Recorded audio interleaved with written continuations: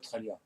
Arrêtez ça, de c'est faire dit Australia. ça, il y a Mais- vraiment Mais on n'a toujours pas de Et moi, grand rabbin. je te l'ai Vous déjà l'avez dit, déjà, vous. ça fait depuis 1987 que je pense que les rabbinim en France portent une énorme responsabilité vis-à-vis de ce qui se passe.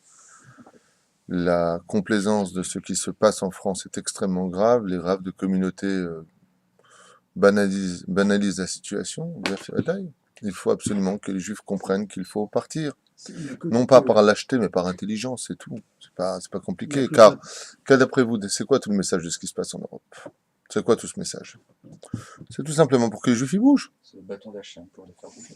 Il n'a pas compris ça. Il est encore loin de tout. Très très loin de tout. C'est pas qu'une question de religion, c'est pas qu'une question d'être Shomer Shabbat, de laisser tomber sa Goya. C'est pas que ça.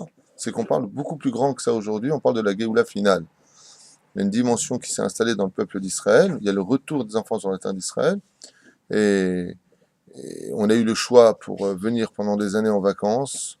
Et aujourd'hui, on n'a plus le choix que de quitter. Et Israël devient un refuge de sécurité pour ceux qui sont en galoute, même si, comme je le disais tout à l'heure, on n'est pas là pour juger. C'est pas facile quand on n'est pas loin de la retraite. C'est pas facile quand on n'a pas de métier, qu'on parle pas la langue pour Israël. Rien n'est simple. Mais ce que je sais, c'est que Dieu n'a jamais laissé son peuple. Voilà. Boker Tov. Boker Tov. Or, Salut. Et messieurs les rabbins, si vous écoutez ce shiur, arrêtez de vous complaire dans la galoute. Essayez de bouger un petit peu, de faire comprendre qu'il serait temps de faire monter vos brebis. J'aime pas ce mot-là, mais bon. Voilà. De Halachot, on est le mardi 28 janvier, ou si vous préférez le 27 Be'ezrat Hashem du mois de Shvat, bientôt le mois de Adar. On a 60 jours de Simcha, vous vous rendez compte? Mishinichnas Adar, Marbim Besimcha. C'est un route extraordinaire. Bon, sans plus tarder, nos deux Halachot, aujourd'hui un peu sur la paracha de la semaine, Be'ezrat Hashem, afin que les gens aient le temps de voir le shiur et se préparer pour le Shabbat Kodesh. Ayim Tamit Racham, Chayvim Lakum. Non, ça c'est autre chose. Non, ça on l'a fait hier. 2 secondes.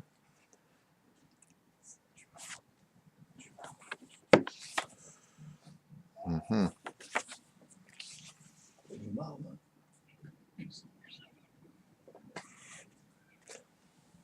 טוב.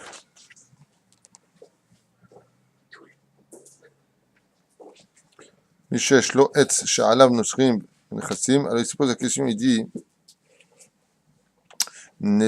נזיקי שכנים בגינה ובית צמחייה. Celui qui a un jardin à côté l'un de l'autre et son arbre va sur le territoire de l'autre à côté. מי שיש לו עץ שעליו נושרים ונכנסים לחצר חברו ברוח מצויה, צריך הנזק להרחיק את הנזק. Alors on lui a dit, celui-là, si par exemple ces fruits tombent chez le voisin de l'autre et que ça tombe par terre, que ça pourrit, ça nuit un petit peu au jardin d'autrui, il se doit immédiatement d'arranger la situation car il enfreint un territoire qui ne lui appartient pas. אמנם שכן הרוצה לעשות מלאכה שיש בה אבק ועפר כגון ניעוץ, שטיחים, צריך להרחיק את נזקו על מנת שלא יזיק את חברו. Et c'est pareil pour celui qui veut épousseter ses shtichim, ses tapis. Donc, des fois, tu sais, tu tapes, et tu vois toute la poussière qui va chez l'autre à côté. Tu n'as pas le droit de faire ça aussi. Tu te dois de t'éloigner de lui afin de ne pas lui envoyer cette poussière chez lui. En d'autres termes, ça rejoint un peu ce qu'a dit Hillel, ce Kouti, qui lui a dit « Apprenez-moi la Torah sur un pied ». Il lui a répondu en une phrase « Ne fais pas à autrui ce que toi, tu n'aurais pas voulu qu'on te fasse ». Voilà, c'est un peu toute la Torah par rapport à cela. Et puis, je rajouterai encore une halakha, pour clore avec la halakha de ce matin. Est-ce qu'on a le droit d'ouvrir sa fenêtre, c'est-à-dire d'ouvrir plutôt une fenêtre, donc il n'y avait pas de fenêtre, qui donnerait sur le voisin d'autrui, si ça dérange le voisin? La réponse est non. Tu peux pas. Pourquoi? Par exemple, j'ai mon mur ici. Ce mur qui est là donne sur le voisin, sur le jardin de l'autre à côté. Quand j'ai ouvert cette fenêtre, j'ai fabriqué cette fenêtre, en d'autres termes, il n'y avait pas de fenêtre. Est-ce que j'ai le droit de le faire ou pas sans son accord? Non. Pourquoi non? Parce C'est que chez moi, je fais ce que je veux. Oui, mais ça pose un problème parce que ça lui enlève comment on dit, ça lui enlève j'ai oublié mon français, ça lui enlève Son intimité. exactement. Alors lui, David, il dit, ça lui enlève son intimité. Non. Parce Hein? qu'elle n'était pas là avant. Si c'était comme ça depuis Voilà. le début quand il a Peut-être qu'il a acheté la maison. Mais Parce si qu'il y avait c'était pas dans de les fenêtre. conditions qu'il y avait un mur et que tout d'un coup la personne décide de faire une fenêtre et que lui, c'est en plein dans son jardin, il était habitué à être en short, entre guillemets, par exemple, ça va lui casser son intimité, il ne peut pas le faire. D'accord, c'est pas mal. Il y a autre chose à dire? Pour encourager les pervers. Pour encourager les pervers. Ah, et on parle de gens vraiment bien foutus alors, parce que tout à l'heure, vous êtes sur le sujet. Et puis alors, Le pied à la kha, non, c'est pas des gazelles. du gazelle de quoi? C'est ma maison. J'ouvre une fenêtre sur mon mur, je fais ce que je veux. Faut lui demander le chaud. Pourquoi faut lui demander le jour? Je fais ce que je veux. Je te regarde pas, je m'en fiche de toi. À partir du moment où c'est chez soi, on est libre de faire comme ça. Donc toi, tu dis oui. Non. Je dis non, mais je connais pas la halakha qui est interdite. Ouais, mais enfin, Alors la réponse est que si le voisin ne veut pas et qu'il emmène au Beddin, il sera obligé de refermer cette fenêtre, de remurer cette fenêtre. Pourquoi? À cause de l'Aïnara. Pourquoi? L'autre, il peut très bien lui dire, moi, comme tu l'as très bien dit tout à l'heure, quand j'ai acheté cette maison, voilà. Il y avait pas- il n'y avait pas de mur ici. Sinon, si j'avais su qu'il y avait cette fenêtre, il y avait une fenêtre ici, j'aurais peut-être pas acheté. Maintenant, lui, qu'est-ce qu'il fait? Il ouvre une fenêtre sur la direction de mon jardin. Quand j'ai plein de fruits là-bas, à cause de son énergie, il peut me faire un nézek dans mon jardin. C'est-à-dire, à cause de son Aïnara, il peut me faire un nézek sur mon jardin. Sur ce, c'est un nézek mamash. Et l'Aïnara, c'est pas moins grave qu'un accident. Hein? Puisqu'on sait que 99% des gens meurent de l'Aïnara. Donc, si un voisin à côté me dirait, non, vous êtes gentil, vous refermez, vous remurez votre mur, il n'y avait pas de fenêtre avant ici, ça donne, votre angle donne sur mon jardin où j'ai planté mes fruits, je préfère que vous n'ouvriez pas. Je ne veux pas l'écouter, je l'ajoute donc mauvais juif, ne connaissant pas très bien la halachot, je dis, va te faire cuire un œuf, je fais ce que je veux, c'est ma maison, je t'ai rien demandé, très bien. Pas de problème, convocation Beddin. Pourquoi est-ce que ça vous dérange? Tout simplement à cause de l'Aïnara, monsieur. Monsieur, vous êtes obligé de refermer votre fenêtre. Non, l'Aïnara. Voilà. Quoi? Qu'est-ce que tu veux? Qu'est-ce qu'il a? Qu'est-ce qu'il y a? Par exemple, pour pas parler de moi, j'habite au deuxième étage. T'habites au deuxième étage. Pour le suicide, c'est risqué. Et j'ai pas mis de rideau. Et je dis, moi, je n'ai pas de rideau, parce qu'en Israël, on n'a pas de rideau. Mais peut-être que je fais un mauvais calcul par rapport à l'Aïnara. Quel rapport? C'est que les gens qui sont sur le parking, ils voient tout ce qui se passe dans mon séjour. Moi, ça me gêne pas, parce que Non, on rentre pas dans les délires. Ah, d'accord, ok. Non. Le mec, il a pas de rideau, il a peur qu'on voit chez lui. Ok, donc il n'y a pas de rapport avec l'Aïnara, les gens qui regardent à l'extérieur. Non, on parle vraiment de choses qui sont extérieures, qui sont fruitiées. Et encore une fois, la Inara, moins tu t'en occupes, moins elle s'occupe de toi. Ok. Donc on ne vit pas selon ce délire de... Sur l'Israël, on met des rideaux. Chez nous, il y a 3 jardins de jardin avant. On achète des rideaux. 3 immeubles, 3 jardins avant. Et alors? Aucune raison. Comment ça se fait? Je sais pas, quelle est la question? Il y avait une question là-dedans? Je sais pas, peut-être parce que les gens leur jettent trop de choses. 3 jardins. Parashat Teruma. Sans plus tarder, Bezrat Hashem, nous allons parler de ce qui se passe plus ou moins dans la Torah, puisque nous parlons des Kelim et du Mishkan Be'ezrat Hashem. וידבר השם למשה לאמור, דבר אל בני ישראל ויקחו לי תרום מאת כל איש אשר ידבנו ליבו. Aïe, aïe, aïe, il y a beaucoup de choses à dire déjà sur ce verset-là. וידבר Hashem el Moshe לאמור, Hashem s'adresse à Moshe en ces termes, parle aux enfants d'Israël, ויקחו לי תרומה, afin qu'ils prennent pour moi de la terouma. Rashi Akadosh dit li lishmi, nous reviendrons sur ce sujet-là. Pourquoi on nous dit ça? Parce que Rashi vient nous dire que toute la terre appartient à Kadosh Baruch Hu. Il n'y a rien dans ce monde, ni dans toutes les galaxies qui existent, qui n'appartient pas à Dieu. Tout est à lui. La reine, li lishmi. Quand tu prends de l'argent et que tu donnes à autrui, tu ne prends pas de ton argent, tu prends uniquement d'Hachem. Comme Dieu l'a déjà dit dans Chagai, li hakesev et li hazahav ne'um Hashem tzevakot. Parole d'Hachem. L'or et l'argent m'appartiennent. Quand tu as de l'argent, c'est uniquement parce que Dieu l'a déposé chez toi en tant que dépôt, uniquement. Et quand tu viens et que tu donnes de l'argent, li, c'est à moi. Ce n'est pas à toi. J'ai organisé ta parnassa, j'ai organisé tes rendez-vous.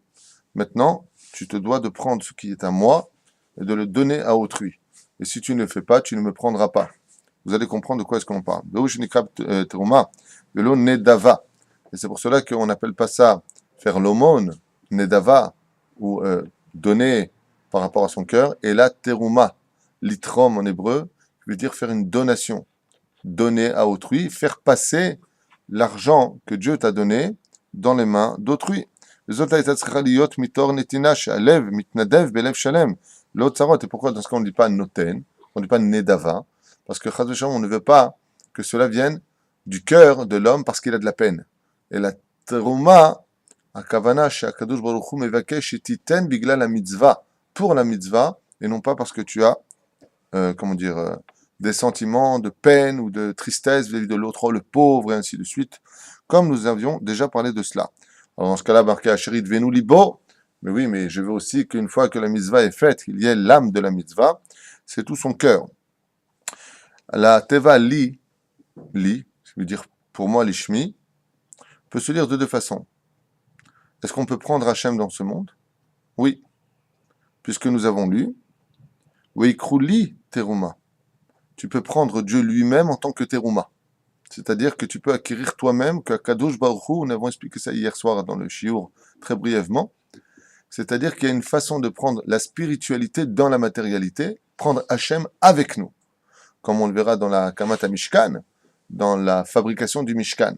Donc on peut prendre Hachem avec nous. Comment je peux prendre Hachem comme teruma chez moi? Tout simplement en faisant ce qu'il me demande, en étant capable de donner de tout mon cœur. Donc c'est pas simplement Veikruli teruma, ça veut dire vous allez prendre pour moi une teruma, mais ils expliquent Veikruli teruma, tu veux que je sois avec toi, sois capable de donner, car comme tu te comporteras, je me comporterai. Ah, il y en a qui disent mais Veikruli teruma, c'est rapporté ici aussi par le Gaon de Vilna, derrière Hagav. Veikruli teruma, c'est le nom d'Hachem, c'est-à-dire prends-moi moi. Toi commence par la lettre Yud. Mazé Yud, c'est la première lettre du tétragramme. Veikruli teruma, sois le premier à agir. Bamedvarim amorim, de quoi est-ce que nous parlons? Quand tu viens et que tu prends ta pièce dans la poche, tu prends le Yud. Ensuite, tu l'as pris dans ta main. Combien il y a de doigts dans une main? Normal 5. Donc on a Yud, He. Ensuite, tu tends ton bras, ça fait quelle lettre? Vav. Et ensuite, le pauvre tend sa main, ça fait combien? He. Veikruli teruma, Yud ke vavke. Sois le premier à faire le premier geste. Et n'attends surtout pas que le pauvre, lui, tende sa main avant toi. Pourquoi? Parce que dans ce cas-là, ça ferait He, oui, après Yud, après He, après Vav. Donc tu as inversé les lettres d'Hachem. Sur ce, sois toujours celui qui devance de la tzedaka. Va toujours de l'avant pour Chazve Shalom ne pas humilier le juif, mais surtout mettre dans l'ordre le tétragramme, chez Neymar, Veikruli tekrumat. Li, agissez pour construire mon nom, et non pas Chazve Shalom, n'attendez pas qu'on vienne vous demander. D'accord? Tov, Yachar Beperushim. Veikruli mishenoten ou Hamekabel be'emet. Rami disait, vas-y, Veikru. Arrête, tu aurais dû dire Veiknu. Quand tu viens et que tu dis donne de l'argent, comment tu traduis? Ten, Veiknu. Et là, il y a marqué Veikru. Ça veut dire qui est celui qui prend? C'est celui qui donne. C'est-à-dire que quand on prend de la tzedaka et qu'on va la donner cette tzedaka, celui qui prend réellement la valeur de cette tzedaka, ce n'est pas le pauvre. Et d'où est-ce qu'on sait ça? C'est très simple. Le salaire de la tzedaka, le salaire du don de soi, le salaire nous dit, par exemple dans les Teilim, Vetzedaka en medet la'ad. Donc le salaire de la tzedaka, il est incommensurable. Tzedaka tatil mimavet, dans ce monde et dans l'autre. Donc le fait de donner, tu dis, bon, je vais te faire un don, viens. Tu fais un geste, viens. Tu te trompes surtout là. Tu te trompes du début à la fin. Quand tu prends de l'argent et que tu le donnes à autrui, c'est complètement toi qui prends. L'autre, il prend rien. Pourquoi? Quand tu prends 50 shekels et que tu les donnes, qu'est-ce qu'il va faire l'autre avec ces 50 shekels? Un shawarma, un coca et un café. Il y a plus de 50 shekels. Et Gmar. D'accord? Combien de temps ça a duré pour lui? 20 minutes. Ça finit où? Aux toilettes. Tes 50 shekels chez toi, ils commencent à partir du moment où tu as donné cet argent et ils finissent quand? Jamais. Jamais. Jamais ça finit. C'est Daka en Medet La'ad. Mais c'est La'ad. À tout jamais. Cet argent-là, il se tient comme un pilier, comme un garde du corps devant toi pour toujours. C'est au même niveau que le Limud Torah. Hein. C'est au même niveau que le Limud Torah. Une question que je fais pas. Je n'aime pas faire les comparaisons. Aval est marqué que la Géoula aura lieu essentiellement par le biais de la Tzedaka. Chez Neymar, Yerushalem bitzdaka tipade. Ce sera par le biais de la Tzedaka qu'on aura la Géoula à Yerushalem. Donc oui, moi je me souviens que une fois le Chazon Ish avait dit aux habitants de Bnei Brak de ne pas avoir peur pendant toutes ces guerres, la guerre des 6 jours et tout ce qui s'en est suivi, 73 et Il a dit pourquoi? Il dit parce que c'est une ville où il y a une muraille, vous ne voyez pas, avait dit le Chazon Ish. Mais quand il voyait la ville de Bnei Brak, il dit il y a tellement de chesed à Bnei Brak, il y a tellement de gens qui s'aident les uns les autres, tellement d'organisations pour aider les familles qui étudient la Torah ici, que vous n'avez rien à craindre dans cette ville. Il y a un dôme de fer dans cette ville, ce qu'avait dit donc à l'époque le Chazon Ish. Donc je ne sais pas exactement ce que cela signifie vis-à-vis de la Torah, mais ce qui est certain, c'est que Talmud Torah Keneget Kulam, l'étude de la Torah est le plus grand chesed qu'un homme puisse apporter dans le monde, puisque c'est par le mérite de la Torah qu'on n'a pas simplement la Géoula dans ce monde, on a aussi la Géoula dans l'autre monde. Anilo Yodea, mais ce qui est certain, c'est qu'il n'y a pas l'un sans l'autre. Et le Limutoro Matsim et Mavet. Le Vadaï, le roi David le prouve. Quand on lui a annoncé la mort, le roi David, que le Shabbat, il serait pris de ce monde, il étudiait la Torah. Tant qu'un homme étudie la Torah, l'ange de la mort ne peut rien faire contre lui. Donc oui, l'étude de la Torah sauve aussi de la mort. Mais on verra d'autres histoires, comme par exemple Benjamin, cet homme-là qui avait... on avance. On va parler de tout ça, Bezrat Hashem, par la suite.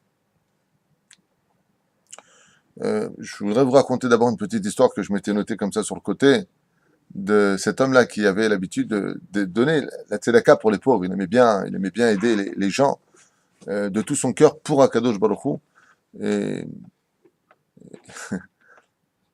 on tape à la porte une fois, 2 fois, 3 fois, 4 fois. Et qu'à un moment, il dit, écoutez, vous êtes gentil, mais je parle à mes du salut, quoi. Et le pauvre, il regarde comme ça, il dit, vous savez, je vous demande pas grand-chose, juste un petit billet, parce que j'ai vraiment besoin d'argent, s'il vous plaît, aidez-moi si vous pouvez, mais ne me jugez pas. Alors il lui a dit, oui, mais j'ai déjà aidé. Il lui dit, Nachon, mais n'oubliez pas ce que demande Hachem, tu dois aider selon tes moyens. C'est vrai que tu as donné 1000 et 1000 et 1000 et 1000, mais quand tu as 4 millions, tes 1000 et 1000 et 1000, c'est une goutte, donc tu n'as pas donné comme il faudrait. Il lui a dit, toi tu me juges? Il lui dit, non, moi je juge pas, je dis ce qui est marqué dans la Torah. Tov, c'est pas grave. Mais en l'honneur de Parashat Teruma, vous voulez pas faire un geste? Puisque la Torah nous dit, Lo vaitnu et la vaikru. Quand on donne pour soi-même. Et il donne comme ça le dos pour partir, et le riche, il lui dit, attendez un instant. Il va comme ça, à l'époque, les cassefettes, comment on dit les cassefettes? Les coffres forts, pas derrière les murs. Il les mettait sous les dalles, par contre sous le plancher. Donc il ferme la porte un instant. Quand il revient avec de l'argent, il ne revient pas avec un billet, il revient avec une liasse dans les mains. Puis au fond de l'humanité, il me donne une liasse.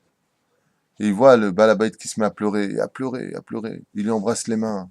Le riche embrasse les mains du pauvre. Et il lui dit, tu peux aller raconter mon histoire à tout le monde. Celui qui donne de la tzedaka, c'est lui qui prend. Si tu n'étais pas venu ce soir et insister et me faire ta morale pour que je te donne de l'argent, j'aurais tout perdu. Il dit, pourquoi?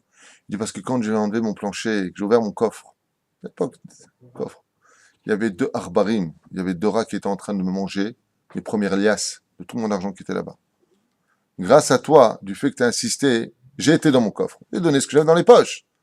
Et donc, j'ai pu sauver tout mon argent grâce à toi. La brit mila de ton argent devient kadosh à partir du moment où tu es capable de donner. Mais pas tu donnes stam. Tu donnes de bon cœur et non pas chas shalom, de mauvais cœur. Comme c'est marqué, Asher est devenu libo. Alors en hébreu, on dit pas libo, on dit levavo. Pourquoi tu as marqué libo, lève, libo, son cœur. Aval, regardez dans Kiryat Shema, ve'afta et Hashem elokecha, bechol, levavecha. Il y a marqué levavecha, avec 2 bêtes, tandis que là c'est marqué qu'avec un seul bête. Et pourquoi? La Gemara dans Brachot nous dit, parce que dans l'homme, il y a 2 yetzarim, yetzeratov ve yetzerara. Donc, comme tu as le Yetzeratov et le Yetzerara, les 2 se doivent d'être mis au service de la Torah. C'est-à-dire que si tu n'as pas un peu de Yetzerara en toi pour aller vers ton épouse, c'est-à-dire un peu l'envie animale de t'approcher d'elle, tu es 100% Kodesh. Comme le dit Rabbi Nachman de Breslev, c'est la misère la plus difficile de tout le judaïsme, d'aller avec son épouse. Pourquoi? Celui qui n'a pas du tout Yetzerara, c'est un acte bizarre. Un acte bizarroïde. Il faut avoir un peu un côté animal. L'envie de la chair. Donc il faut l'avoir cette envie. Et Dieu il te dit, même ton Yetzera, tu dois le mettre à mon service. Aval, quand il s'agit de Teruma, quand il s'agit de faire le Mishkan, quand il s'agit de Dieu lui-même, il n'y a pas de place pour le Yetzerara. Donc si on a dit que 2 bêtes, c'était un pour le Yetzeratov, un pour le Yetzerara, et que là il n'y a plus de place pour le Yetzerara, comment on doit dire Levavecha, ou Levavo, ou Libo? Un seul bête, et ce bête correspondra au Yetzer Atov. Aïe, Allah. Vous avez tout compris, non. Ezrat Hashem. Pourquoi c'est le bête qui représente le médecin? Parce que le monde, c'est créé par la dualité. La lettre de Bereshit. La lettre de Bereshit vient créer l'essence même de la création du monde. Elle est la bina. Elle est la distinction. Et de qui plus est, elle est non pas l'unité, mais la dualité. Combien c'est bête en gematria? 2. Donc il y a la dualité. Quoi, le bête, baït, il y a quelque chose qui. Il y a une dualité dans la maison? Ben Badaï, t'as un doute? Qui va vivre là-bas, Hachem ou le Yetzerara? Est-ce qu'on va s'inquiéter de placer des livres de Torah dans cette maison? On va s'inquiéter de faire le plasma avec tout le cadre qui va autour, avec les haut-parleurs qui vont sortir de partout. Attention! Pour voir des gonzesses à poil toute la journée sur l'écran avec sa femme et ses gosses. Ouais, ou est-ce qu'on va s'inquiéter de placer des livres de Zohar, de Rabbi Nachman de Breslev, du Rabbi de Lubavitch, du Rav Kook, du Rav Ovadia Yosef, Bezrat Hashem? C'est la question que l'homme doit se poser. Ve'asuli mishkan, ve'shachanti betocham. Faites-moi un mishkan, il dit Hashem. Faites-moi une maison où moi je peux demeurer avec vous. Ve'asuli mishkan, on parle du cœur, on parle de la maison de l'homme, on parle du travail de l'homme, on parle de la vie de l'homme. Un sujet qu'on verra certainement plus tard. Quoi qu'il advienne, l'inéder. Quoi qu'il advienne, bevadaï. La maison, c'est une dualité. Et la femme veut les choses à droite, l'homme veut les choses à gauche. La maison, c'est une dualité. Est-ce que je vais au Beth Midrash ou est-ce que je vais à la maison? Dans tous les sens du terme, tout ce qui commence par un bête est en lui-même une dualité. Est-ce que la bracha, c'est bien ou c'est mal? Ben, le mec, il n'avait pas trop de bracha avant, il étudiait vachement la Torah, il s'accrochait à Dieu, il priait énormément. Depuis qu'il a eu la bracha, il a quitté Torah au Mizot Masim Tovim. Il n'a plus besoin de Dieu, il a tout. Dans chaque chose, il y a de la dualité, et dans chaque bien, il y a du mal, et dans chaque mal, il y a aussi du bien. Il n'y a que la Torah qui est le bien absolu. C'est ça? וזה מה שכתוב רבותיי. פירוש נותנים התרומה, לוקחים ומקבלים ותועלתו אינו אלא לחיי שעה, כמו שהסברנו, בעזרת השם. comme dit le Ben Ishraï הקדוש, היה ממשיל את הדבר לאדם שראה פעם ראשונה בחייו, עקר הולך בשדה וזורק עניינים. Il dit à quoi ça ressemble le Ben Ishraï la tzedaka? À quoi ça ressemble quand on fait du bien à l'autre? On a l'impression que c'est un fou. On voit un homme qui est dans de la boue et qui jette des grains de blé qui sont parfaits. Et il les jette. On est en train de lui dire, mais t'es malade ou quoi? T'as qu'à acheter des trucs pourris. Il dit non, vous comprendrez plus tard. Il dit, comment ça, tu prends des grains de blé, tu les jettes dans la boue? Il dit, aval, quand ces gens sont revenus un an plus tard, qu'est-ce qu'ils ont vu? Un magnifique champ de blé. La boue, pourquoi? Il fallait que ce soit retourné la terre et humide pour qu'elle absorbe bien le grain. Quand il arrive et qu'il germe à l'intérieur de la terre, il fait grandir après son épi. Tu as planté un grain de blé, et qu'est-ce que tu récupères? Des épis de blé. Pour un seul grain de blé, tu récupères des épis de blé. Mais à Kavana chez Omer Ben Ishraï, il dit donner de la tzedaka dans ce monde, aider l'autre. Tu as l'impression que tu as jeté ton argent dans la boue. Ah, qu'il aille travailler, qu'il aille faire ceci, cela. C'est ce que tu as l'impression. Il dit non, non, non, non, non, non, Hazve Shalom. Veikrou li teruma. Mazé veikrou li teruma. C'est quoi l'inyan? Prinat tzedaka atzma. Le fait de donner Bezrat Hashem de tout son cœur. Mamash. Alors tu viens de planter un grain, tu récupéreras des épis, des centaines d'épis par rapport à ce que tu as planté. Alors, j'ai une question. Oui. On voit beaucoup de jeunes Bachouri Yeshivot, même très jeunes, 14, 15 ans, 16 ans, taper à nos portes pour demander de la tzedaka. Alors, la première question, c'est est-ce que consacrer du temps à demander de la tzedaka, c'est considéré comme du Bitul Torah, premièrement? Et est-ce que, deuxièmement, est-ce que, pour la dignité de l'homme, le temps qui passerait à demander de la tzedaka, on ne pourrait pas le mettre à bon escient pour aller Travailler, dis le mot. avoir un peu de parnassa, surtout quand il s'agit de cet âge-là, quand il s'agit d'un vieillard, quelqu'un qui n'a plus la capacité de travailler, ou quelqu'un qui a 6-7 gosses et qui a besoin de shortcuts, qui a besoin de raccourcis pour gagner de l'argent. Mais un jeune de 15-16 ans, ça ne le met pas dans une certaine norme de faire la tzedaka et de lui dire, bon, c'est pas un message qui pourrait lui dire, bon, faire de la tzedaka, c'est normal, c'est la norme. Et quelque part, cet homme, il va perdre toute sa dignité, il va perdre un petit peu de sa dignité humaine à un âge où il est en force, il est en mesure de pouvoir gagner autrement que par le biais de la tzedaka de l'argent.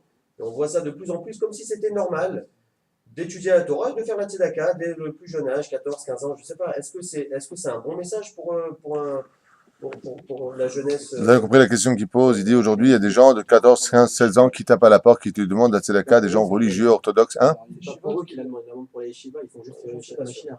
J'en suis pas sûr. Alors, moi, j'aimerais répondre à ta question sur plusieurs facettes. Même si c'est pour les yeshivas. J'aimerais juste répondre à ta question, mais par rapport à plusieurs facettes. D'abord, te dire ouvertement que demander de la tzedaka, chaz shalom, c'est pas un métier. Il faut surtout pas que ce soit vécu comme cela. Parce que, tout comme c'est une mitzvah de demander de la tzedaka quelque part, car, comme dit la Gemara, pourquoi Dieu a créé les pauvres? Pour que ceux qui ont de l'argent puissent faire la capara de leurs fautes. Comme ils sont chayav mita dans les cieux depuis ben lurette, ouais. Alors, tzedaka tatil memavet. Alors, Dieu, il leur envoie des gens. Taper à leur porte les saoulés comme ça.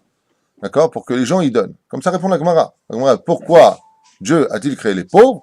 Pour que les riches ne perdent pas de leur vie. Ça veut dire qu'ils puissent, Bezrat Hashem, sauver d'autres vies. Et comme ils ont sauvé d'autres vies, oui, et pour te dire à quel point la Gemara est virulente dans ce domaine, pourquoi on n'a pas la bracha de Baruch Ata Hashem Elokeinu Melech HaOlam Al Netinat Tzedaka? Alors c'est une mitzvah de donner de la tzedaka. Pourquoi on n'a pas le bracha? La réponse est terrible. Parce que si on demandait à une personne de faire une bracha, on ferait perdre du temps à celui qui a faim. Donc même Dieu, il s'efface. Donne juste en mon nom. Que tu n'aies pas de temps à perdre. Fais vite. Pourquoi? Comme on l'a vu avec Ish Gamzo, Rabbi Nachman de Gamzo, où un pauvre lui a demandé à manger. Il a dit, je finis de décharger mon âne. Il est mort, le mec. Alors je vais me dire, attends, on n'est pas à cette époque. Tu vois, le mec, il est comme ça, il attend de mourir. Le Yodeim, on ne sait pas ce qui peut se passer. On ne sait pas exactement qui est derrière tout cela. On ne sait pas si c'est pour des médicaments ou pas. Quoi qu'il advienne, je voudrais quand même te répondre. Si ces gens-là qui viennent demander de la tzedaka se conforment à cette vie, sache que ce qu'ils font, c'est un chilul Hashem. C'est pas un kiddush Hashem, c'est un péché. Et c'est un péché qui n'a pas de limite, puisque ça s'appelle un chilul Hashem. De se complaire à aller demander de la tzedaka, c'est un chilul Hashem, dans le sens où demander de la tzedaka, ce n'est pas ce n'est pas une station de rendez-vous de sécurité sur lequel, comme c'est marqué, le Rambam le dit ouvertement, que c'est un chilul Hashem de vivre de cette façon-là. La tzedaka doit être faite de façon à ce que les gens, quand ils ne peuvent pas s'en sortir, quand ils ont des difficultés, eh bien, ils remettent, comme un petit peu l'histoire de Binyamin, tout à l'heure j'en parlais. La Gemara nous raconte l'histoire de Binyamin. Une femme avec ses 7 enfants, donc veuve, vient le voir en lui disant, Parnassani, donne-moi de la Parnassa. D'accord? Il lui a dit, je vous jure que j'ai vidé toutes les caisses, j'ai plus rien. Qu'est-ce qu'elle lui a sorti? Elle a pris son problème et lui a déposé sur ses épaules à lui. Ben, vous n'allez pas me laisser crever avec mes 7 gosses? Qu'est-ce qu'il a fait Binyamin? Il a pris sur lui de nourrir cette femme-là et ses 7 enfants. Le jour où dans les cieux a été décrété la mort de Binyamin, donc de ce personnage-là, les anges de cette netina, de cet argent, Vaikrouli Teruma, qui a été donné à cette famille, se sont tous levés en disant, comment cet homme-là, il vient, il sauve une famille entière, et tu veux lui prendre sa vie, on lui a rajouté 22 ans de vie. Donc, on tape à la porte, tu vois des jeunes. Petit 1, est-ce que tu es sûr et certain, 100%, que c'est un chilul Hashem qu'on l'a défini? Non. Est-ce que ça fait partie peut-être que, ayant vu la situation à la maison, les enfants sont en disant, j'ai pas de métier pour l'instant, j'apprends la Torah, mais la Géoula est proche de toute façon, je vais taper aux portes? Tu sais pas. Donc quand on sait pas, on donne ce que l'on peut, et on dit merci à Hashem. En fait, la tzedaka, si j'ai bien compris, il n'y a pas de relation de cause à effet entre la personne qui donne et la personne qui reçoit. La personne qui donne, elle doit donner pour elle, quel que soit... Pas pour elle, pour Dieu. Pour Parce que si tu donnes pour toi, et que demain tu vois ce jeune-là en train de s'éclater dans une boîte de nuit, tu vas regretter et perdre ta mitzvah. Alors, pour Hachem... Oui, et là tu ne regrettes pas, puisque l'argent n'est pas à toi et tu ne l'as pas fait pour toi, alors de quoi tu te plains? Donc, en fait, je deviens un prolongement de Hachem, au nom de la tzedaka. Exactement. La tzedaka, tu as marqué qu'on le donne avec le bras. Le remès du bras, les chachamim me disent, c'est pour montrer que tu n'es que le couloir d'une histoire. T'es le couloir, c'est pas ton oseille. Il n'y a rien qui t'appartient. Et la preuve en est, quand tu partiras tout le monde à 120 ans, dans les meilleures conditions du monde, pour ton monde futur, tu verras qu'il n'y a rien qui te suit. Sauf une chose. Sauf une chose. Je vais te donner un exemple. Tu vois ce jeune-là qui tape à la porte, qui me lève de mon salon en cuir. Et ben, je vais lui redonner une pièce. J'avais pas envie de lui donner la chaîne.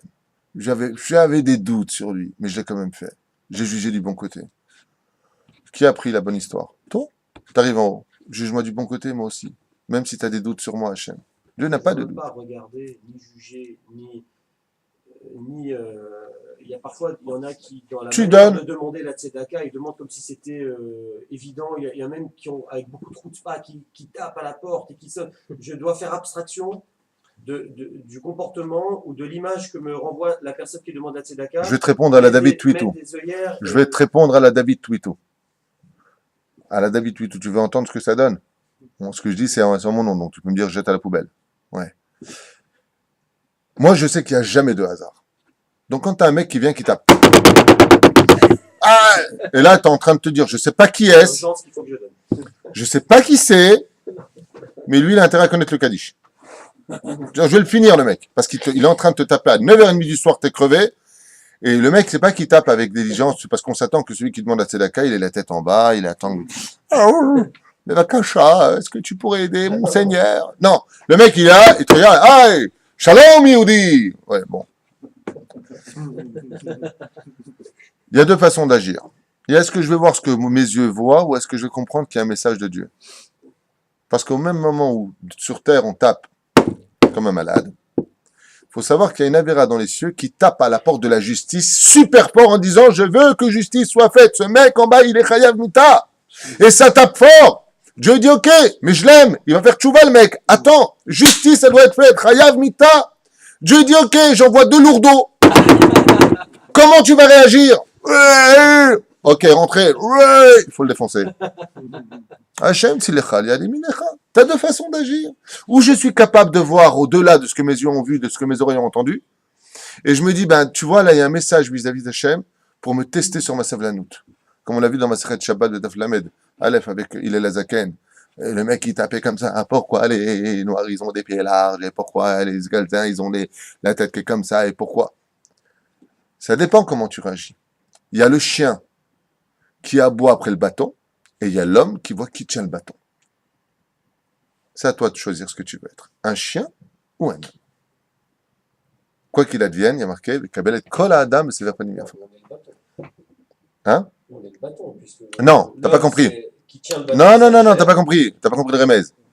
C'est-à-dire que quand tu ouvres la porte, t'as 2 façons d'agir. Ou tu vois le bâton, c'est-à-dire que tu vois les 2 individus comme ça, de tarés qui sont en train de taper à ta porte avec un truc, donc qui sont le bâton, qui sont venus te taper sur le système nerveux, ou tu as celui qui est comme un homme, Adam, et qui va sourire en disant Shalom uvracha, maniachol asot. Shalom Yehudi. Rentrez, mon Seigneur, ferme la porte, ils sortiront pas ceux-là. T'as raison, t'as plusieurs façons d'agir. Mais c'est très dur comme épreuve. Est-ce que quelqu'un pourrait légitimement s'inquiéter que personne vienne lui demander la tzedaka à sa porte? T'es compliqué, toi. Est-ce que le mec, il doit s'inquiéter si jamais on tape à sa porte pour la tzedaka? J'en sais rien. Je sais pas. Ouais, si tu veux. Bah, Ken, c'est rare, hein. C'est ton cas? Non, mais souvent, la Je vais t'envoyer pourquoi personne ne demande la Je vais t'envoyer tzedaka? ton adresse. Donne-moi ton adresse, c'est bon. Donne-moi ton adresse. On va t'envoyer du monde. Hein, c'est ça. Bon, vous voulez pas qu'on continue? Hein? Je me suis m'attarder sur le sujet, je suis confronté à ça tous les jours. Je reçois des coups de fil avec des numéros bizarres. Je réponds, il y a un piout et quelqu'un qui dit bonjour, voilà, l'association Intel, inconnu au bataillon, on ramasse de l'argent pour. Et c'est une vendeuse, une télémarketing au téléphone. Mais là, je suis pas une bonne adresse. Ma réponse est simple. Je vais te répondre. Ma réponse est simple. Tu donnes pas. Tout ce qui est télémarketing. Si c'est Yatsara, par exemple. Yatsara, c'est ma choix. Ils prennent à peu près 10%, je crois, les vendeuses. Le mieux, c'est de donner. Si je peux me permettre, ouvertement. Il y a beaucoup d'arnaques dans ce domaine, beaucoup de télémarketing qui sont des agences professionnelles d'arnaque. Ils donnent 10% à une petite yeshiva pour avoir bonne conscience et qui se prennent 90% du don qui a été fait. Pour répondre clairement, quand il s'agit de téléphone, il y a lieu de se méfier à 90%. La reine, quand il s'agit de faire un petit don de 10 euros, de faire un petit don de 5 euros, une personne qui vient. Aval, quand il s'agit de sommes importantes, il faut apporter l'argent à la personne que tu connais. Par carte, jamais. Lola, soit t'aider. Moi, personnellement, tu veux m'écouter? Méfie-toi de tous ces trucs-là. Parce que malheureusement, les bons paieront pour les arnaqueurs. Aval, quand on donne de la tzedaka et qu'on parle de belles sommes, il faut savoir exactement où ça va. il faut absolument savoir où ça va. Quand on parle de dons importants, d'accord? Quand tu connais le Rav Intel, que tu connais sa yeshiva, que tu sais que ça existe, ouais, pendant des années, pendant 20 ans, non, 17 ans aux États-Unis, il y a un Rav qui venait avec les papiers de sa yeshiva et tout le bazar. Il a ramassé pendant 17 ans de l'argent. Jusqu'au jour où les gens qui avaient lui donner de grosses sommes d'argent sont venus à Yerushalayim. Ni la rue, elle existait, non, la rue existait, pardon. Il n'y avait pas de yeshiva, il n'y a jamais rien eu. Bekitso. Donc, qu'ils ne regrettent pas leur mitzvot, eux, ils ont fait une belle action. La mitzvah se tient toujours à sa place. Celui qui a fait ce qu'il a fait en paiera les conséquences.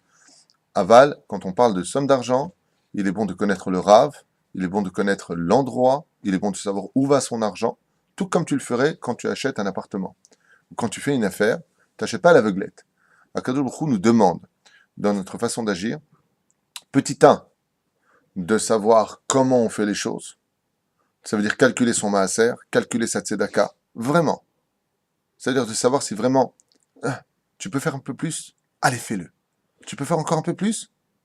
Qui donne? Fais-le. Une fois que c'est fait, il s'agit de grosses sommes d'argent, il faut aller dans un vrai Mossad, un vrai endroit où Béhémet, tu sais que là-bas, c'est 100%, alors tu donnes. Aujourd'hui, il faut se méfier car malheureusement, plus que jamais, grâce au système d'Internet, et je le répète encore une fois, il y a certainement de très très très bonnes associations qui font vraiment leur travail. Aval, c'est tellement recouvert par des arnaques qu'il faut arrêter ça absolument. Moi, je suis contre ce côté. À peine j'entends Bar Yochai et machin au téléphone, je raccroche. Je veux même pas entendre la suite. Je n'adhère pas à ça. Je n'adhère pas du tout à ça. Je sais pas où ça va, je sais pas qui est derrière. Je suis désolé, je ne fais pas. Voilà. C'est tout. C'est mon opinion. Je la partage. Quand il s'agit de grosses sommes d'argent, il faut savoir où ça va. Non? Tu peux, toi, investir $1 million dans le Stubuluk? Pourquoi non? Je sais pas. Tu sais pas? Eh ben, c'est pareil. Dieu, il te donne des comptes. D'abord que j'ai $1 million. Il y a des gens qui comprennent rien. Ils vont au cotel, J'ai $1 million. ils ont une grosse somme d'argent sur eux, Ah ouais. et mes Fazrim et Takesef, chez qui? Chez des mecs qui te vendent de la tzedaka. La plupart d'entre eux, ils ont tous des boutiques à Tel Aviv. Je peux vous raconter une petite anecdote de 2 phrases. Au lieu, juste fini. Au lieu de donner tes liasses comme ça en disant, voilà, je m'achète ma conscience, voilà, je donne de l'argent devant le cotel, regarde Dieu, regarde qui je suis. Je donne comme ça, comme un imbécile, tu sais même pas à qui ça va dans les mains, et les mecs qui te regardent comme ça, comme je suis arrivé une fois, il y en a un qui a fait un clin d'œil à l'autre, j'étais bien habillé, celui-là on va le choper. Faut arrêter ces délires. Si tu as une liasse à donner, renseigne-toi auprès d'un rave, go d'arabe. Si vous connaissez une famille, j'aimerais s'il vous plaît que vous le remettiez cet argent. Un rave qui a de la hirat shamaim, un rave qui connaît le Talmud, un rave qui, Baruch Hashem, est connu pour sa droiture. Allez, d'écart, tu tennes cet argent. La personne qui le reçoit ne sait pas de qui ça le reçoit. Toi, tu ne sais pas chez qui c'est parti, mais au moins tu sais une chose, c'est que son argent est parti à la bonne adresse. Ça, c'est le principal. Ça l'air. Zayn. Tov. Aïe, aïe, aïe, aïe, aïe, quand même, Zar'ou lachem tzedaka. Où est-ce que c'est marqué? On dit comme ça, Zar'ou lachem tzedaka. Comment est-ce que l'homme il doit donner tzedaka? Comme quelqu'un qui prend des graines et qui les jette sur son champ. Bezrat Hashem. Ainsi donc, l'homme, toute sa vie, ne devra jamais passer une seule journée sans donner de la tzedaka. Une seule journée sans donner de la tzedaka. Et bien entendu, tu vas me répondre, et comment on fait aujourd'hui? Shabbat. Eh bien, tu fais comme moi. Si je le dis, c'est pas pour me vanter, c'est pour vous éduquer. Le vendredi, je donne la tzedaka du Shabbat. Je donne ce que j'ai l'habitude de donner chaque jour, le machal. Le vendredi, je donne double part. Comme Dieu l'a fait dans le désert. Il a donné double ration du pain. Pour le vendredi et le samedi. Non, c'est la tête. Zéro. Zayn. Maaseh Rabbi Yitzhak de Berditchev. Zecher Sadik Kadosh Ivracha. Rabbi Yitzhak de Berditchev. Qui était de la ville de Berditchev. Eh bien, avait l'habitude... Non, pas Tchernobyl. Rabbi Yitzhak de Berditchev, alav shalom, étudiant en yeshiva alors qu'il n'avait que 9 ans, était extrêmement baki dans l'étude de la Torah. Et la yeshiva s'est retrouvée dans une situation extrêmement difficile, extrêmement délicate, extrêmement difficile. Et c'est une mitzvah de soutenir la Torah. C'est une mitzvah, et heureusement pour nous, Baruch Hashem, qu'on ait des yeshivot et des gens qui étudient la Torah et qu'on a le mérite de les soutenir, comme le rappelle Rav Ovadia Yosef dans la Bia Omer. C'est très important de soutenir la Torah, très important, très important. Si on savait ce que c'est de soutenir la Torah. On a les mots de Torah plus la tzedaka. Non, ça va bien au-dessus de tout. Mais pourtant, on dit qu'on ne connaît pas le salaire de la misère. Justement, c'est comme Impulse, on ne peut pas en parler. La, l'histoire se passe comme ça à Berdichev, où après avoir fait tous les riches de la ville, la yeshiva s'est retrouvée dans une énorme difficulté parce qu'il n'y avait pas eu assez de dons et il y avait énormément d'élèves. Alors, ils n'ont plus qu'un dernier espoir, ce sont ni les rabbinim, mais ils ont dit voilà, il y a plus que lui, quoi. Lui, c'est un multimillionnaire, mais est-ce qu'il donnera? Parce qu'on sait qu'il est kamtsan, il veut jamais rien donner. Alors, ils étaient inquiets, et puis voilà qu'au premier repas, il n'y avait plus de pain à table, il n'y avait pas de pain, parce que s'il n'y a pas d'argent, il n'y a pas de Torah, s'il n'y a pas de Kemach, il n'y a pas de Torah. Et Rabbi Yitzhak de Berdichev, il leur a dit, mais pourquoi vous n'allez pas voir telle personne au bout de la rue, là? Lui, il est très riche, il peut vous aider, il peut même vous remplir pour un an la yeshiva. Mais non, mais Yitzhak, ne vous mêlez pas à tzaddik. Vous savez bien que c'est un homme kamtsan, c'est un homme qui ne veut pas donner de la tzedaka. Il leur a dit, vous savez, je vous propose un deal. Moi, je reviens avec toute la somme. Ouais. Donc, il avait 9 ans, tu vois. Vous venez avec moi, mais vous dites pas un mot. Si vous parlez, on arrête la iska. Il dit, toi, tu crois que... Et son rave, il a répondu, Rabbi Yitzhak de Berdichev, c'est pas Stam, un élève. C'est un Ilouï en Torah. C'est un homme pieux, c'est un homme de Dieu. Il faut l'écouter. Alors, comme il n'avait pas trop le choix, ils sont partis derrière lui. Et il tape comme ça à la porte. Le riche ouvre la porte, enfin, le valet ouvre la porte, on fait venir le propriétaire de la maison. Et voilà qu'à ce moment-là, il voit la délégation des rabbins. Qu'est-ce que vous voulez? Je ne veux pas vous voir ici. Vous êtes des parasites, allez travailler. Rabbi Yitzhak de Berdichev, donc les rabbins sont déjà outrés, vexés, humiliés, ils ont envie de partir, mais ils ont reçu un conseil, une consigne de Rabbi Yitzhak de Berdichev. Et Rabbi Yitzhak de Berdichev lui fait un grand sourire avec ses péotes, comme ça, il le regarde, il fait un grand sourire. Il lui dit, Eze Ishtov, tu es quelqu'un de bon. Tu veux malgré tout pas aider même un tout petit peu quelque chose? Il lui a dit, si, à toi, je vais te donner un truc. Bouge pas. Il va comme ça, sur sa console, il ouvre une boîte en bois magnifique, et il sort une pièce pourrie de sa race maudite. C'est comme si que je te donne aujourd'hui 1 centime français, à l'époque, les francs. 1 centime. Ça vaut combien aujourd'hui? Et noir, hein, pourri en plus. Hein. Et lui dit, voilà, ça c'est mon don. Quand le rabbi Yitzhak de Berdichev, à l'âge de 9 ans, prend cette pièce dans la main, il ferme la main, il se retourne vers la rabbinite, il dit, vous voyez, je vous avais dit qu'il aiderait. Vous voyez? Vous dites qu'il est kamtsan. Il n'est pas kamtsan. Regardez, il a fait un don. Et il s'est jeté dans les bras du riche. Et il a commencé à danser avec lui. Il a dansé avec lui. Toda Rabba, j'ai gagné mon pari. J'aurais dit à tous que vous étiez quelqu'un de bien. Mais personne ne le comprenait. Vous voyez, maintenant, on a un don. Le riche, en dansant, il s'est mis à pleurer. Et à pleurer. À un tel point que les rabbinim étaient complètement choqués. Ils disent, mais il est fou. Pourquoi il pleure comme ça, lui? Il leur a dit, maintenant, ne bougez pas. Il est parti. Non, il a demandé à Rabbi Yitzhak de Berdichev de combien tu as besoin pour ta yeshiva. Il lui a dit, oh là là, pose pas cette question, tu vas le regretter. Ouais. Bon, alors ne bouge pas. Il est revenu avec des liasses. Un plateau de liasses. Il leur a dit, ça c'est pour la yeshiva. Les rabbinim, quand ils ont vu ça, ils ont levé la main, demandé l'autorisation de pouvoir parler. Alors, Rabbi Yitzhak leur dit, c'est bon, vous pouvez parler. Il dit, mais je comprends pas.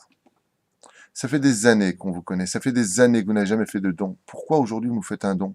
C'est quoi? Qu'est-ce que c'est toute cette mascarade de danser, de pleurer, de faire un don? Vous pouvez nous expliquer?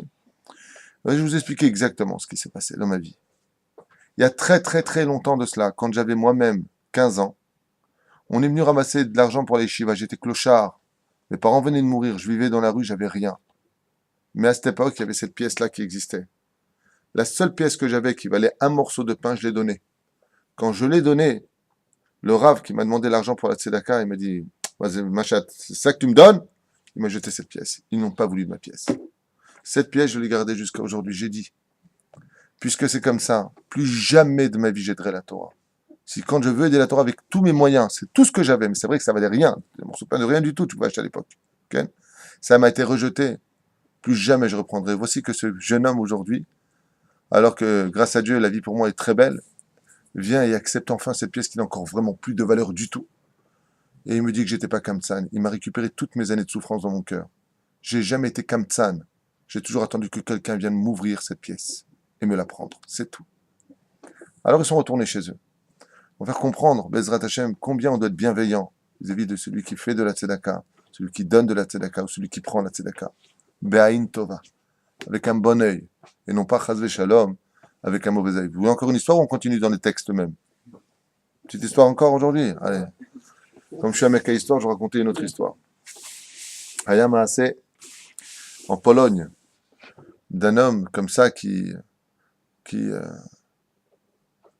un grand rave comme ça qui passait et qui, ayant suivi son chemin, est parti s'installer dans une petite bourgade. Et puis, il y avait un homme qui vivait là-bas, il a eu besoin, plusieurs années plus tard, de la somme de 300 roubles pour marier sa fille. C'est quand même une somme importante. Alors il est parti voir le rave, il lui a dit, Kvod Harav, est-ce que vous pouvez m'aider, trouver une solution, parce que j'ai trouvé un khatan, un bachour yeshiva de très haut niveau, il faut que je paye la dot de 300 roubles pour pouvoir marier ma fille, comme ça se fait jusqu'à aujourd'hui. Aujourd'hui, c'est pas des roubles qui donnent, c'est simplement la maman qui veut marier sa fille à un Tamid Racham de Poniovitch ou d'ailleurs, doit juste payer la maison. Tradition juive depuis des milliers d'années. Oui, oui. Belle histoire. Belle histoire. Non, c'est pas une blague. Moi, j'avais une cliente à l'époque où j'avais mes boutiques de prêt-à-porter qui sont devenues prêtes à laisser, qui venait très heureuse, qui venait de marier sa 4e fille, un grand Bachour Yeshiva, un Mispar Echad de la Yeshiva, et donc elle a pris encore un prêt pour payer la maison. Il y a des conditions. Ça a toujours existé, c'est marqué aussi dans la Ktuba, les Nedounia. Les Nedounia, c'est comme ça depuis toujours. Bien. Tout comme la femme, si elle part, elle prend la Ktuba, et ainsi de suite. Et le Rav lui dit, pas de problème. Il lui a fait une lettre. Il dit, voilà, tu vas à 3 jours de marche dans la ville. Là-bas, tu vas voir dans telle rue une très très très belle maison. Tu vas taper à la porte et tu vas remettre cette lettre au propriétaire de la maison. Ouais. Et il te donnera normalement la somme. Enfin, je l'espère pour lui. Top. Cet homme va, après 3 jours de marche, il voit une maison, les Tuileries. Magnifique. Et voilà que il tape à la porte, enfin au clocher là, la cloche. On lui ouvre la porte après plusieurs instants et il voit un homme extrêmement riche comme ça, vêtu de beaux habits avec sa canne, qui le regarde comme ça. Monsieur Tchankleman avec froufrou et patati patata. Et il dit à son serviteur, qu'est-ce qu'il veut le clochard dehors? Il dit, qu'est-ce que vous voulez? J'ai une lettre à remettre à monsieur. Ouais, bon. Donnez-moi cette lettre. Il sort la lettre, il ouvre l'enveloppe et il regarde. Et il se met à rire. Et il se met à rire. Cher associé, moi, le Rav Intel, vous demande de bien vouloir faire don à ce monsieur de la modique somme pour vous de 300 000 roubles, de 300 roubles. Il dit, mais c'est quoi? C'est une farce. C'est qui ça? C'est qui ce Rav? C'est que tu veux, toi? Moi, je vais te donner, comme si tu dis, 30 000 shekels. 30 000 euros, pardon. Moi, je vais te donner 30 000 euros, il lui a dit. T'es pas un peu fou? Il lui a dit, je sais pas. Le Rav a dit de venir vous voir et de vous remettre cette lettre. Monsieur, vous voulez ou vous voulez pas? Il a dit que vous avez intérêt à dire oui. Il lui dit, non, mais alors, pas du tout. Allez, retournez, vous me faites perdre du temps. Il prend cette lettre, il la met dans sa poche. Il lui dit, voilà pour votre voyage, il force 3 roubles et il lui jette par terre. Allez, chut, dégagez d'ici. Pas du tout, c'est pas 3 roubles. Le Rav, il a dit 300. Il dit, oh, écoutez, vous voulez pas, vous me rendez ma lettre et vous me laissez partir. Il dit, écoute, je te propose un deal. Comme tu as marché jusque-là et que tu as une tête de rat, je vais te donner 30 roubles. D'accord? Et tu me laisses la lettre. 300 roubles. Il prend la lettre, il lui jette sur le visage, dégage d'ici. Il repart. Et à ce moment-là, écoutez bien cette histoire, c'est une vraie histoire. Hein. L'homme retourne après 3 jours, bredouille chez son Rav. Il dit, Kvod Harav, j'ai été, et il m'a jeté la lettre au visage. Il a voulu me donner 3 roubles, après 30 roubles, j'ai refusé. Il lui a dit, tu as bien fait de refuser. D'accord. Eh bien, il était comme ça sur sa canne. Il a marqué dans son histoire, il était comme ça sur sa canne. Il a fait un cercle bizarre avec sa canne. Un cercle. À ce moment-là, l'autre, il ne comprend pas pourquoi il a fait un tour comme ça dans le vide. Et il pose sa canne exactement au même endroit. Il le regarde et lui dit, maintenant c'est toi qui vas devenir riche. Pars sur les chemins et ne t'inquiète pas, tu auras amplement la somme avant le mariage. La première chose que tu trouveras deviendra ta richesse. Va n'importe où, peu importe. Mais la première chose que tu trouveras qui te plaira à tes yeux, ou que tu auras envie de ramasser, sache que de ça, tu deviendras Bezrat Hashem, une des plus grosses fortunes de Pologne. D'accord. Qu'est-ce qu'il fait lui? Il embrasse sa femme, il embrasse ses enfants. Vous inquiétez pas, le Rav m'a béni. Et il part sur le chemin. Et il marche, dans les champs, dans les prés. Il ne sait pas où il va. Jusqu'au moment où il percute quelque chose. Et il regarde, c'était un tout petit morceau de fer. Du fer, petit morceau de fer. Ferraille. Il le lève, il dit bon, je le prends avec moi on ne sait jamais. Il est devenu la première industrie de fabrication de fer multimilliardaire, pendant que lui devenait riche. Donc bien sûr, il a fait son mariage, tout ce qu'il fallait. De ce petit morceau de fer, de cette bracha qu'il a eu du Rav, il est devenu le premier à fabriquer des soragim, vous savez, comment on appelle ça, nous? C'est barreau. Les barreaux aux fenêtres. Il a commencé à faire tout. Le fer commençait à monter à un très haut niveau. Il fournissait à l'armée. C'était devenu le premier importateur de fer. Pendant que lui montait dans la richesse, celui qui était multimillionnaire devenait de plus en plus clochard. Et cet homme-là, après plusieurs années, tape à la porte du Rav, le riche, qui est devenu très pauvre, et lui dit « Est-ce que c'est bien vous, le Rav un tel ?» Il y a à peu près une dizaine d'années, il m'a envoyé un homme pour lui remettre une lettre, pour me remettre une lettre.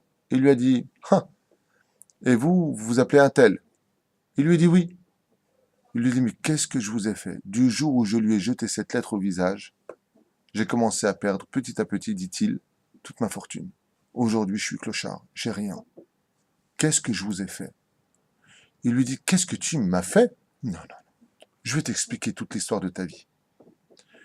Il y a très longtemps de ça, plus de 49 ans de cela, alors que je passais dans une des rues, j'ai entendu la naissance d'un enfant. Et quand j'ai levé les yeux, cet enfant, c'était toi. Juste au-dessus de toi, il y avait ton mazal, un mazal noir. T'es pas né selon un bon mazal. Moi, lui a dit le Rav, je suis né selon un très bon mazal. J'étais prédestiné à devenir extrêmement riche. Mais comme je n'avais d'amour que pour la Torah, j'ai demandé à Hachem de faire passer mon mazal sur toi.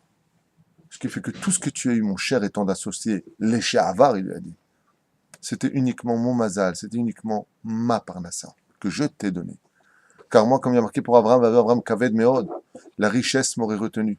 J'avais besoin d'être libre de mon étude. J'avais besoin de ne pas penser aux affaires. Un morceau de pain, un peu d'eau, un peu de sel, j'ai pas besoin de plus. Mais toi, tout ce que tu as eu, tu l'as eu grâce à moi. C'était mon mazal. La seule fois où je t'ai envoyé pour aider quelqu'un, je t'envoie une lettre. Tu n'as pas ressenti quelque chose? Il lui a dit si. Si, c'est pour ça que je lui ai donné 30 roubles. Mais je ne connaissais pas. Il lui dit, tu aurais dû lui donner toute la somme. Tu as manqué d'Emouna. Tu as manqué de kavod pour les chachamim. Tu as manqué de tout ce que, alors tu as tout perdu. Il lui a dit, maintenant, il est où mon mazal? Il est chez lui qui est venu te voir. Tu as entendu parler de cette fameuse usine de fer? C'est lui. À ce moment-là, il demandait son tikkun. Pardon. Aval, il lui a dit, je peux rien faire pour toi. Ton mazal, c'est ton mazal. T'as qu'à prier Hachem maintenant. Le mazal peut changer grâce à la prière. Change d'endroit, change de nom. Mais moi, je peux rien faire. Je suis trop occupé à l'étude de la Torah. C'est une vraie histoire. Faire comprendre que, fais attention. Alors bien sûr, ne t'achète pas ta conscience en donnant de la tzedaka, en faisant tes péchés. Ne viens pas voler les gens pour faire de la tzedaka, chas v'shalom. Dieu n'aime pas les Robin Hood. Aval, quoi qu'il advienne, même dans l'argent dans lequel il y a de la citra hara, il y a un chelek à donner. Il faut le savoir, comme c'est marqué dans le Sod HaChashmal. Là-bas, on dit que même dans l'argent malhonnête, il y a un... Vous voulez que je vous le lise? Alors, je vais vous le lire à toute vitesse. C'est un chidouche. Mais la vie est remplie de chidouche, cher ami. Paracha de Korach, ou Balak, je ne me rappelle même pas.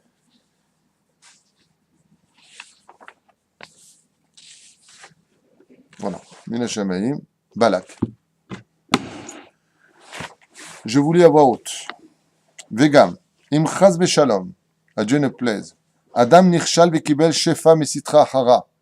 Un homme qui aurait reçu beaucoup d'argent des forces du mal. Donc peu importe comment il a gagné cet argent, ça vient des forces du mal. De façon générale. Prostitution, drogue, vol, tout ce qui vient des forces du mal. Aïnou shirviach mamon shelo alpi derech haTorah beshlemut. Qui n'a pas pris donc cet argent-là selon le chemin de la Torah dans sa complétude. Venirshal bekama isurim baderech leasagat mamon. Et qui a malheureusement été malhonnête, qui a manqué d'honnêteté plus exactement pour obtenir cet argent-là. Lo yarshov she'eno tzarich lafrish tzedaka, qui ne vient pas penser une seconde que même de là il ne doit pas donner de la tzedaka. Bemamonze, de cet argent-là. Et la adraba, et la plus que tout autre argent, d'Afka celui-là. À la condition, petit 1, il ne recommence plus son erreur. Mais regardez pourquoi. Yorid Sedaka. Le Karia Seksat Tikkun le Mamonze. Car tu feras aussi, d'une certaine façon, une réparation à cet argent. Comme c'est marqué dans le Zohar HaKadosh, parachat de Vaitranan, à la page 267 à Moudalef. Bechol levavecha, de tout ton cœur. Leachlil shne levavot, echad tov echad ra. Bechol nafshecha, tov ou benra. Bechol meodecha, de tout ton argent, de tous tes biens. Ben shelafal lobamon ve'yerusha, cet argent vient d'un héritage. O misitra ahara, ou des forces du mal. O ben shu irviachoto, ou qu'il l'ait gagné. Alken katuv bechol. Mazé bechol, shtaim. Bet, c'est deux. Bechol. Mazé bechol, de tout. Pourquoi tu me dis de tout? Tout. Non. Du bien ou du mal. Donne. Meodecha, roim shegam al mamon sheba misitra hara neemar bechol meodecha. Tu me dis bechol vavecha uvchol nafshecha ve meodecha. Non, bechol meodecha uvchol meodecha. De tout. On avait dit que bête c'est deux. Tu vas poser la question une fois de plus. Du bien et du mal, peu importe comment tu as eu ton argent. Sache aussi que là-bas il y a un tikkun. Pourquoi? Parce qu'il y a un chelek de sitra de gdusha, même dans ce qui est tamé. Bien entendu, sachez que Dieu déteste l'argent gagné malhonnête. Et que la vraie mouna d'un juif ne se situe pas ni dans ses livres, ni dans cette filine, ni dans son Shabbat. La vraie émouna d'un juif ne se situe que dans un endroit précis. C'est l'honnêteté de sa parnassa. Comme j'ai expliqué une fois à quelqu'un qui est venu ici, un homme qui fait les masganim, travaille très très dur toute la journée. Et il est venu avec sa salopette, comme ça, il n'a pas eu le temps de se changer. Les mains un peu coupées, parce que c'est un peu compliqué, les mains sales comme ça. Et je lui dis, montre Hazan. Il m'a dit, regardez comment je suis. Je lui dis, il n'y a pas une personne plus propre que toi. Tu portes les vêtements de l'honnêteté. Est-ce qu'il y a plus propre que ça au monde? Ah, malo. Ça ne veut pas dire que quelqu'un qui vit de Tzedaka, comme Zvouloun et Issachar, il y a des gens ici, sachez-le, enfin, il n'y a pas beaucoup, malheureusement. Ici, on a Baruch Hashem 22 Avrechim. Il y en a 2 qui ont pris sur eux de prendre un avraire tous les mois, 2000 shekels. 3, exactement. Alors quoi, ce mec qui vit comme ça? Au contraire, comme Rabbi Hamid Palaji à Shalom, qui demandait aux riches, au Rahim HaKadosh, le machar de l'époque, qu'est-ce qu'il faisait? Il avait sa yeshiva, le Rahim HaKadosh. Il allait voir les riches, leur demander de soutenir d'Avrechim. Ça ne s'appelle pas vivre de Tzedaka, ça s'appelle Zvouloun et Issachar. On avait déjà fait un jour. Donc vous voyez que c'est marqué noir sur blanc. Afil ou miatzadazé, Bezrat Hashem, le temps est passé très très vite, j'ai même pas eu le temps. Bon, Béli Neder, on continuera sur les autres penchants de la Tzedaka. Juste un instant.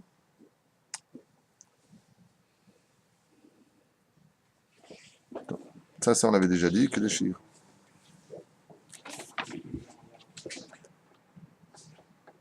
Il y en a qui disent, Mazet Teruma, il dit, même Torah, les 40 jours que Moshe est parti pour chercher la Torah, Zam Chon Teruma, Veremez Kabbalat Marut Hashem, Shenoten Zaka, Vechen Terum Hashem.